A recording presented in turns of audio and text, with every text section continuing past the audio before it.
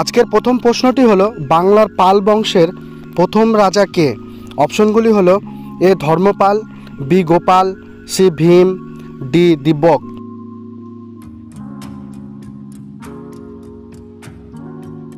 সঠিক উত্তরটি হবে বি গোপাল। দ্বিতীয় প্রশ্নটি হলো সেন বংশের প্রতিষ্ঠা কে?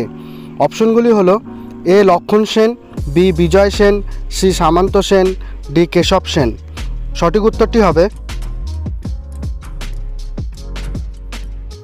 উত্তরটি হলো সি সামন্ত সেন। তৃতীয় প্রশ্নটি হলো সেন বংশের শেষ রাজা কে? অপশনগুলি হলো এ বিজয় সেন, বি সামন্ত সেন, সি বিশ্বরূপ সেন, ডি লক্ষণ সেন। সঠিক উত্তরটি হবে উত্তরটি হলো ডি লক্ষণ সেন। চতুর্থ প্রশ্নটি হলো রামপালের সভাকবির নাম কি? অপশনগুলি হলো A Sandhyakar Nandi, B Dhoyi, C Rabikirti, D দণ্ডিত।